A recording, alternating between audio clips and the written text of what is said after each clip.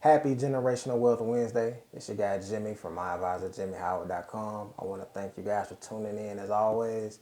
Today, I would like to dedicate Generational Wealth Wednesday to the legacy of a icon in the business world that recently passed away at a young age, and his name is Tony Hsieh. Tony Hsieh was the CEO of Zappos. If you don't know, Zappos is an online shoe retailer.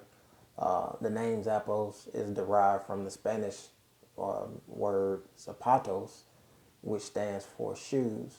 But Tony, during his life, was an advocate for like the Matter movement and just standing for the cause and supporting the culture at every turn. And I didn't see a lot about him, in my news feed, so I just wanted to give him his due praise. So I took this opportunity to actually read a book that he wrote several years back entitled Delivering Happiness. So today I'm just going to share some of the notes that I took away because I look at books as a way to, it's sort of like a cliff notes to another person's life. You get to compact that person's personal experiences as well as the information that was shared to them. And this is all compressed down into a book. So it's almost like getting a cheat sheet. I just want to highlight some of the points that he talked about as far as culture. Tony was really big on culture. And this started with him giving us an insight into Asian culture. He was Asian, by the way, Asian parents. And there were some things that I didn't know about Asian culture that he, gave us more insight about. And this is kind of like a continuation of a previous video that I did talking about culture. But there were three categories of accomplishments that mattered to Asian culture.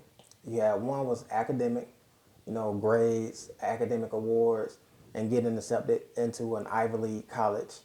The second one was career, becoming a medical doctor or getting a PhD was seen as the ultimate achievement. And three, now this is something I've noticed, but I didn't know it was an actual thing. But the third category was music and instrument mastery. They were forced to learn either piano or violin or both, and they had to dedicate an hour per instrument per day to mastering that instrument. And the funny thing is that there's actually been research that links intelligence in children to musical instruction. If you don't believe me, look it up. So it's actually been research that early exposure to musical training increases the intelligence in a child. So all those with newborn babies, you may want to consider that.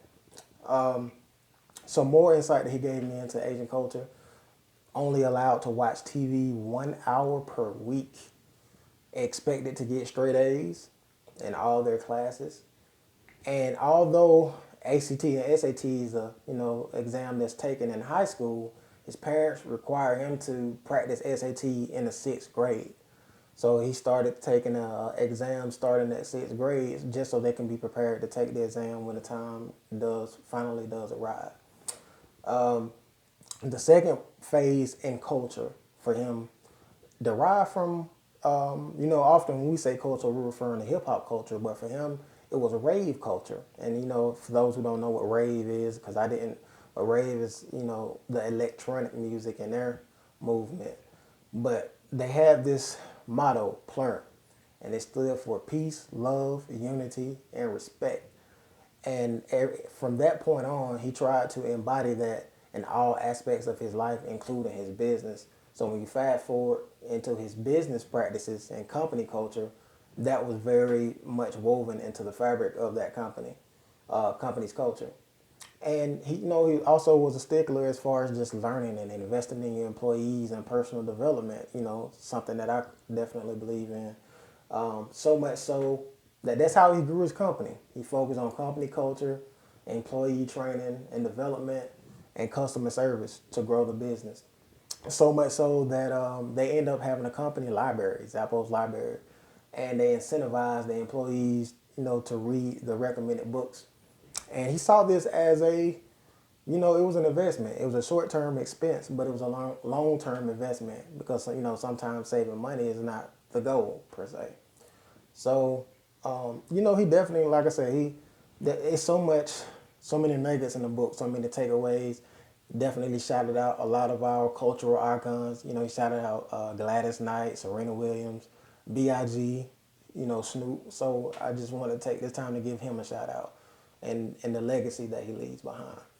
And like I said, there's so much, especially in chapter 3, there's so many nuggets that he shares. But one of the things that I took away, one of his closing remarks, I'm not sure if it was something that originated with him, but the quote is, when you walk with purpose, you collide with destiny.